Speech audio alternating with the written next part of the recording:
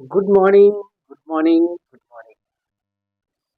आइए फिर से आपका एक बार स्वागत है adopt education academy. It's means एडा। एडा में आपका फिर से स्वागत है। और हम आज फिर आपके सामने एक नई कहानी का प्रस्तुत करने जा रहे हैं। कहानी जो गोधली भाग टू का पांचवा कहानी है। कहानी का नाम है नागरी लिपि। कहानी का विधा क्या है? निबंध। आपको बता दूं कहानी का विधा निबंध है। इससे आपको पता चल गया होगा कि ये कोई कहानी नहीं है जिसको सुन के आपको कोई बहुत ज्यादा राजा रानी की कहानी जैसे होती है, जैसे बहादुर की कहानी है, खोखा खोखी की कहानी है, कासू का कहानी, इस तरह मदन मोहन का कहानी जो आपने सुना वो उस तरह की कहानी है। हाँ, ऑथेंटिक कुछ इसमें प्रमाण दिए गए हैं, जिस प्रमाण को क्रमबद्ध करके मैं आपके सामने प्रस्तुत करूंगा, जिससे कि ये पता चल जाएगा कि कहानी का भावार्थ क्या है, कहानी क्या कहना चाह रहा है आपसे। और कहानी की जो मुख्य बिंदु है, जो कीवर्ड है, वो आपके सामने प्रस्तुत करूंगा। और आपको कहानी पूरी तरह से मेमोराइज हो जाएगा, जो कि आपकी परीक्षा में बहुत उपयोगी होगा आपके लिए। जैसा कि आपका परीक्षा अब नजदीक ही है और आप पूरी कोशिश कर रहे होंगे, मुझे विश्वास है कि आप पूरा मेहनत कर रहे होंगे। आपके मेहनत में थोड़ा सा सहयोग मैं अपनी तरफ से आपको देने की कोशिश कर रहा हूँ। और आइए इस कड़ी को आगे बढ़ाते हैं, आपके सामने इस कहानी पे डिस्कस करते हैं। कहानी का नाम हो गया, कहानी का नाम है नागरी लिपि। कहानी का नाम हो गया नागरी लिपि। तो मेरे प्यारे दोस्तों, आप तो जानते ही होंगे नागरी लिपि क्या होता है। जो चीजें हम बोलते हैं वो हमारी जो भाषा है, जैसे हम जो आपसे बात कर रहे हैं, जो मैं बोल रहा हूँ, ये भाषा हो गई हमारी हिंदी। और इसको अगर मैं लिख दूं, ये जो बोर्ड पे लिखा हुआ चीजें जो है, ये कहानी जिस भाषा में लिखी हुई है, तो ये लिखा हुआ चीज जो है वो एक लिपि होता है। उस लिपि का नाम क्या हो गया? नागरी लिपि। तो हम लोग जो हिंदी में पढ़ते हैं, लिखते हैं, हमारी जो मातृभाषा हिंदी है, उसकी लिपि क्या है? नागरी लिपि। तो उसी नागरी लिपि के बारे में हम आज बात करेंगे। नागरी लिपि जो चैप्टर है, वो कहानी का विधा क्या है? तो वो विधा है निबंध। ये निबंध है। तो जैसा कि आपको पता है कहानी जो हम लोग पढ़ते हैं या जानते हैं, उसका राइटर बहुत ज़्यादा इम्पोर्टेंट होता है। राइटर से रिलेटेड चीज़ें आपसे पूछती है, राइटर से रिलेटेड क्वेश्चन आपसे पूछा जाता है। तो आइए हम पहले लेखक के बारे में जानते हैं। लेखक की बात करें तो लेखक का नाम हो गया गुणाकर मुल्ले। गुणाकर मुल्ले इन लेखक का नाम हो गया। लेखक का नाम क्या हो गया? गुणाकर मुल्ले। इनका जन्म हो गया 1935 ईस्वी में। इनका जन्म कब हुआ? 1935 ईस्वी में। दो क्वेश्चन आपका यहाँ से बन सकता है कि पहला, नागरी लिपि की विधा क्या है? तो पहला तो हो गया निबंध। दूसरा, नागरी लिपि के लेखक कौन है? तो गुणाकर मूल्य। गुणाकर मूल्य का जन्म कब हुआ? तो 1935 ईस्वी, राइट। और उसके बाद उनका जन्म कब हुआ? 1935।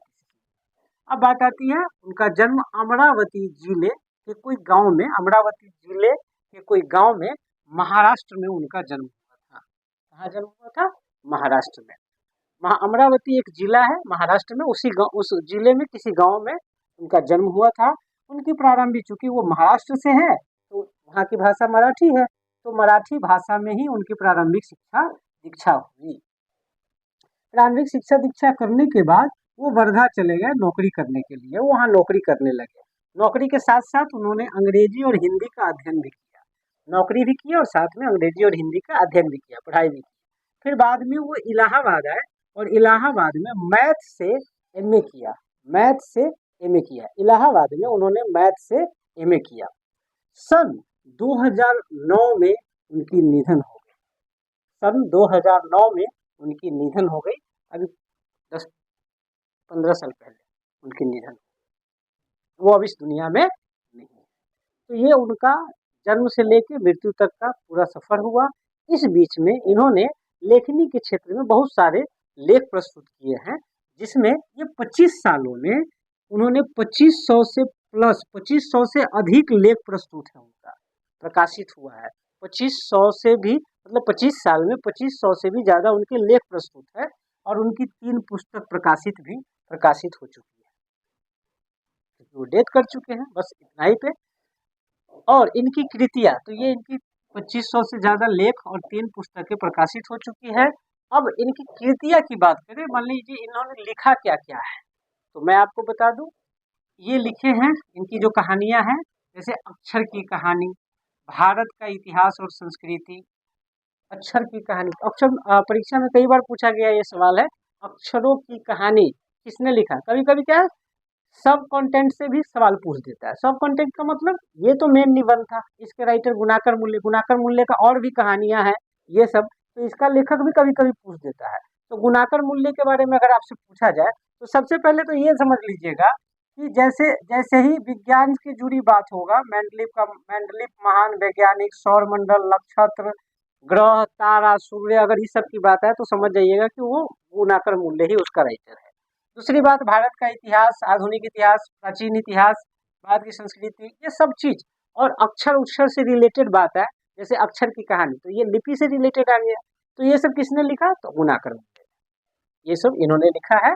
ये प्राचीन भारत, आधुनिक भारत का इतिहास, मेंडलीव महान वैज्ञानिक, सौर मंडल, नक्षत्र, ग्रह, तारे, सूर्य आदि। उसके साथ इनका और भी कुछ पुस्तक है, जैसे अक्षर कथा, उनका एक ऐसा पुस्तक है अक्षर कथा, जिसमें पूरी दुनिया की पूरा लिपियों की जानकारी है। पूरी दुनिया में जितना भी पुरानी लिपि जो है, उसकी जानकारी उसमें दिया गया है अक्षर कथा में।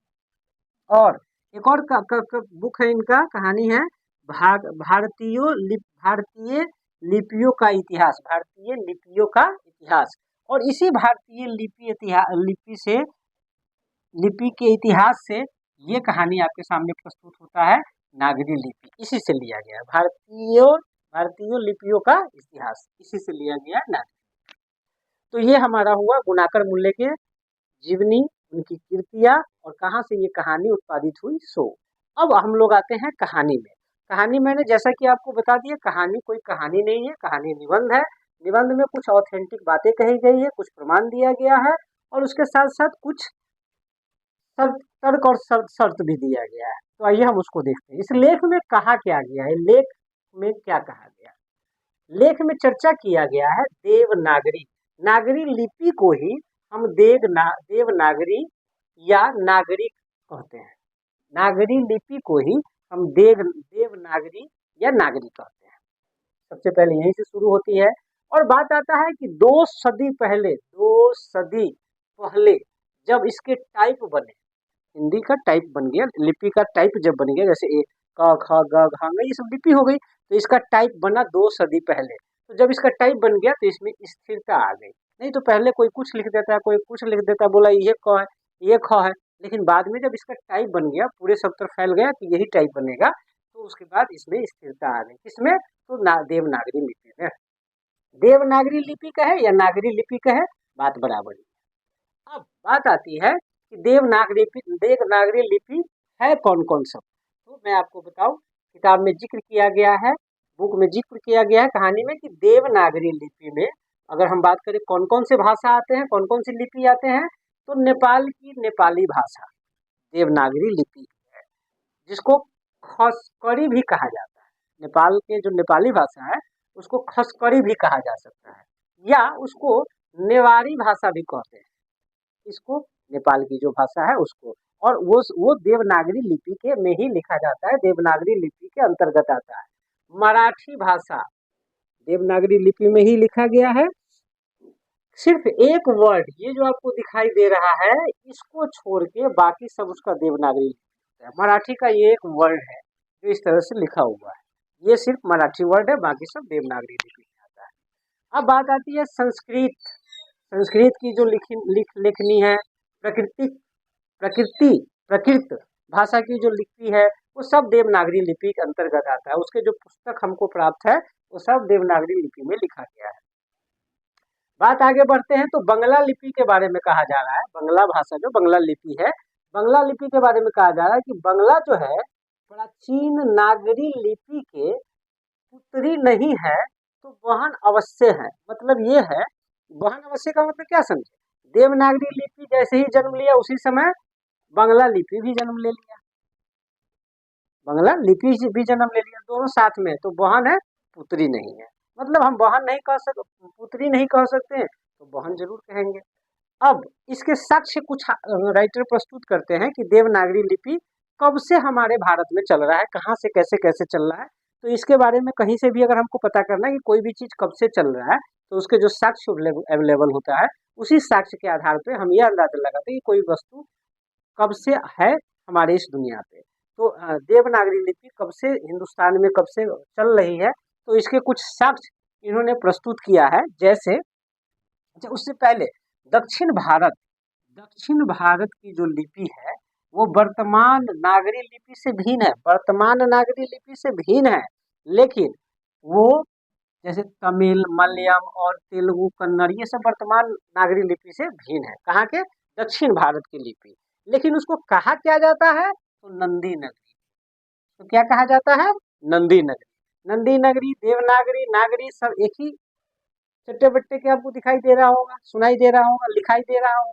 तो ये सब चीज दिखाया जा रहा है। दूसरी बात ये कहा जा रहा है कोंकण के शिलाहार, कोंकण जो क्षेत्र है उसके जो शिलाहार थे, या मान्यखेट के राष्ट्रकूट जो राजा थे, देवगिरी के यादव जो वंश थे, या विजयनगर के शासक जो सब थे, उनके जो लेख प्राप्त हुए हैं वो भी नंदी नगरी लिपि में प्राप्त हुए हैं। मतलब इन लोगों का लिपि भी नंदी नगरी लिपि में ही है, जो देवनागरी लिपि से मिलती जुलती है।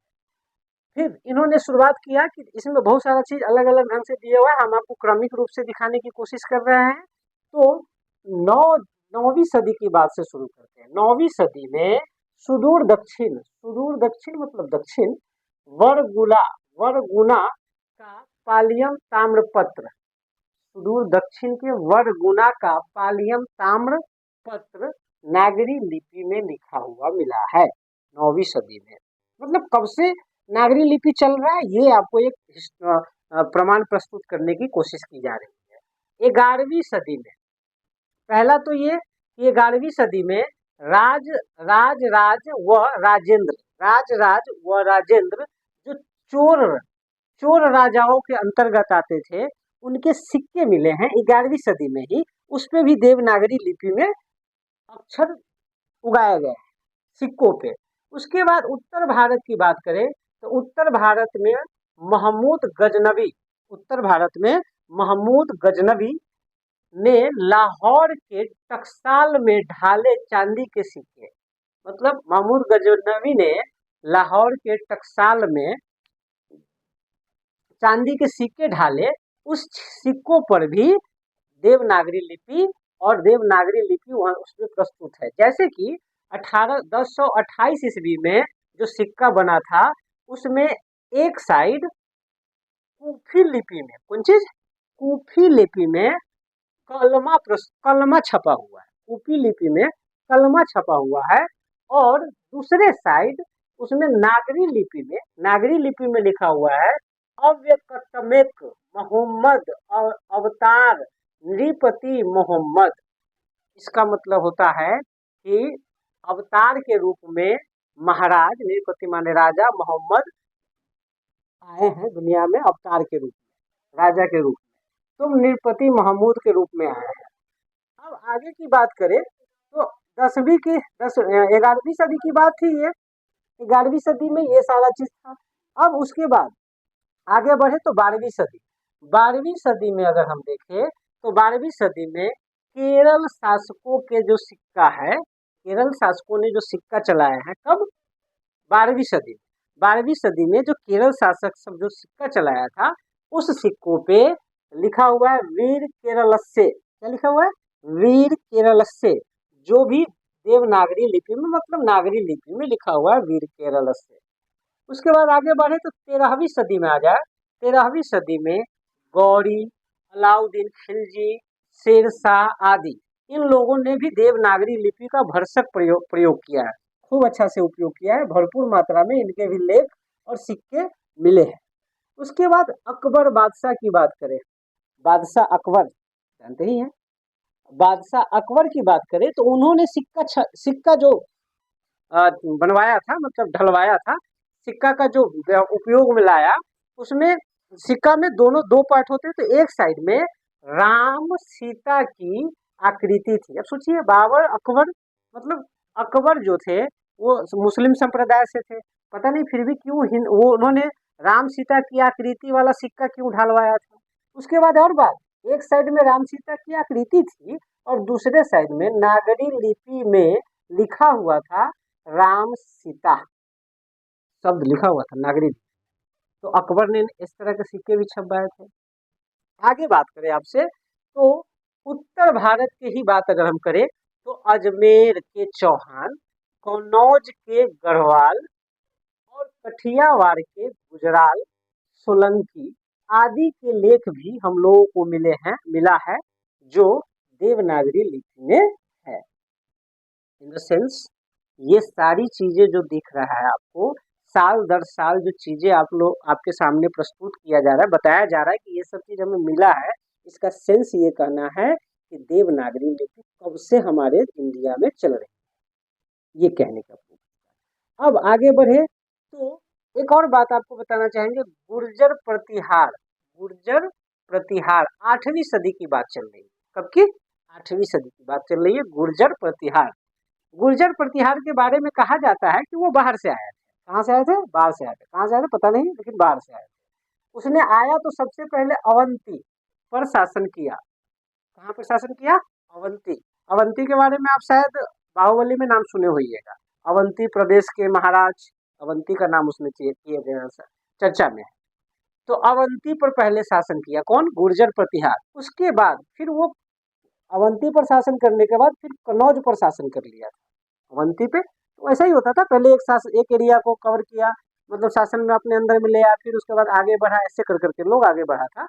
अब उसी में जो गुर्जर प्रतिहार में जो उसमें के जो राजा थे, जैसे मिहिर भोज, महेंद्रपाल के लेख भी नागरी लिपि में प्रस्तुत है। 8वीं सदी की बात हो रही है। 8वीं सदी में भी नागरी लिपि में चीजें अवेलेबल मिला। तो इससे हमें यह पता चलता है कि नागरी लिपि कितनी पुरानी है।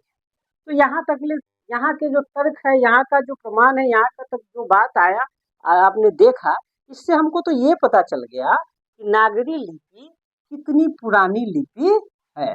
अब बात आती है एक बात पे, इसमें मुद्दा पे मामला फंसता है कि ये जो नागरी लिपि है वो है कहाँ से आया है।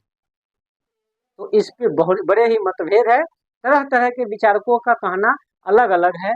सब लोग अपने अपने हिसाब से कहता है कि ये इस वजह से नागरी लिपि है, यहाँ से नागरी लिपि का उत्पादन हुआ है, यहाँ से इसका उत्पादन हुआ है। खैर हमें उस मात्रा में नहीं पढ़ना है, हमको तो अपने काम से काम है। तो अभी हम तत्काल ये जानते हैं कि कुछ जो विचारक है वो अपने अपने हिसाब से क्या कह रहे हैं कि कहाँ के वो कहानी है, कहाँ से वो नागरी लिपि आया, नागरी लिपि आया कहाँ से, किसके आधार पर आया। तो सबसे पहले बात आती है नागरी का। तो नागरी के बारे में कहा जा रहा है, उसमें कुछ मत का कहना है कि गुजरात के नागर ब्राह्मणों ने सबसे पहले इस लिपि का प्रयोग किया, इसीलिए इसका नाम नागरी रख दिया। राइट। उसके बाद आगे बढ़े तो दूसरा चीज आता है देवनागरी या नंदी नागरी। देवनागरी या नंदी नागरी, देवनागरी या नंदी नागरी। तो देवनंदी नागरी को लेकर क्या चर्चा है? तो इसमें कहा जा रहा है, इसमें कुछ विचारक है, उनका कहना है कि सभी नगर सिर्फ नगर है, भारत में जितने भी नगर है वो सिर्फ नगर है, सिर्फ काशी देवनगरी, काशी जो है वो देवनगरी। तो इसका मतलब ये हुआ कि देवनागरी का उत्पादन शुरुआत कहाँ से कहाँ हुआ? तो काशी देवनगरी। कुछ मत का ये कहना है।